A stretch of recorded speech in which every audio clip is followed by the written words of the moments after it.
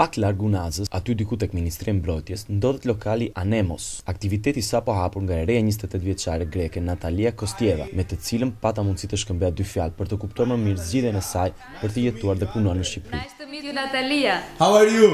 Very fine, thanks. Can I ask you some questions? Yes, no problem. Okay.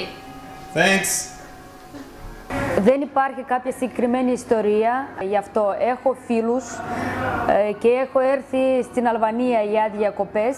Έχω δει ότι έχει πάρα πολλές καφετέριες εδώ, ότι αυτό το business το κάνουν όλοι και σκέφτηκα ότι μπορώ να το κάνω και εγώ. Και έτσι ήρθα και ξεκίνησα από το μηδέν. Αυτό δεν είναι κάτι πολύ μεγάλο, είναι πάρα πολύ απλό. Έχω σπουδάσει φαρμακοποιό στην Ουκρανία. Το όνειρο της ζωής μου ήταν να κάνω, εμένα μου αρέσει αυτή η δουλειά. Εστιατόριο, καφετέρια. Ξεκίνησα από το πιο μικρό, που να το καταφέρει σε κάποια άλλη χώρα, παράδειγμα στην Ελλάδα, είναι πάρα πολύ δύσκολο, οικονομικά.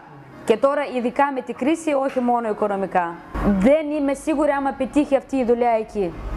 Δεν είμαι σίγουρη άμα πετύχει αυτή η δουλειά εκεί.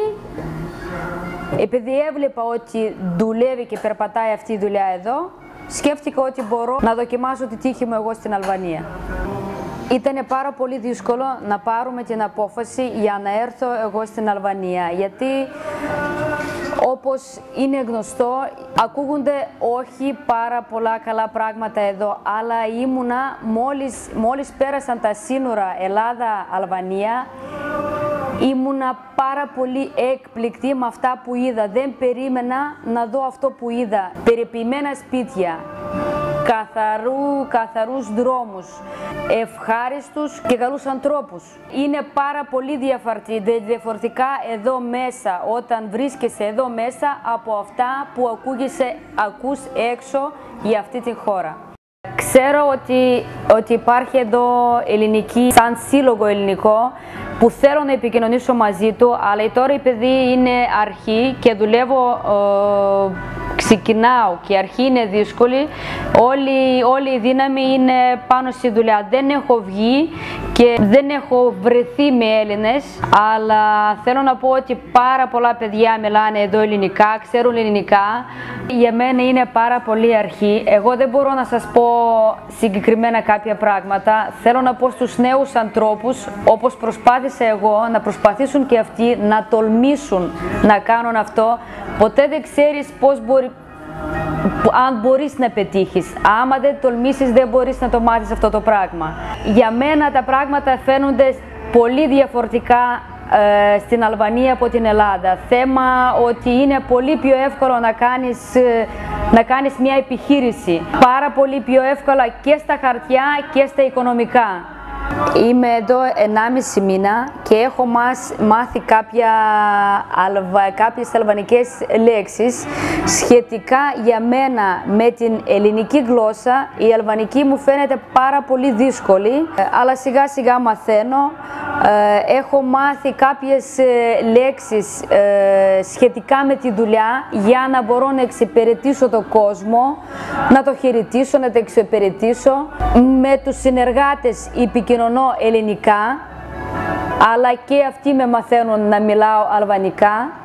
Πάλι θα το πω το ίδιο, ότι έχει πάρα πολύ κόσμο που μιλάει ελληνικά και σιγά σιγά μαθαίνω αλβανικά.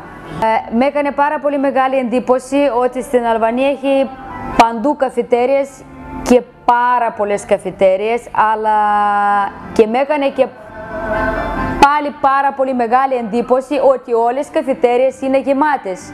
Εγώ νόμιζα ότι μόνο στην Ελλάδα γίνεται αυτό, αλλά τελικά όχι.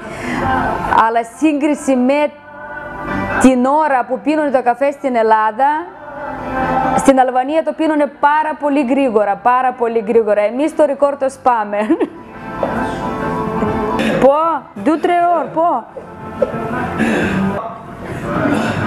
Επειδή έχω έρθει για διακοπές στην Αλβανία Και ήταν καλοκαίρι και είχε πάρα πολύ ζέστη. Η πρώτη λέξη που έμαθα ήταν το σουμ και το βα, που σημαίνει πάρα πολύ ζέστη.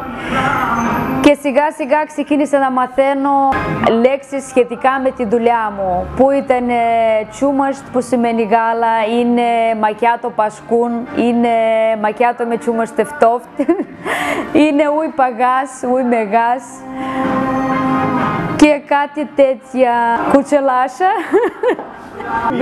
Μπύρα, μεροπαύσιμ, φαλιμεντέριτ, περσαντέτια, μερντίτα, μερμπράμα, νάτενε μυρ άρτς, που σημαίνει και πάλι ορίστε στο μαγαζί μας. Ok, atëre Natalia shumë faleminderit dhe miru pafshim. Faleminderit ti, miru pafshim.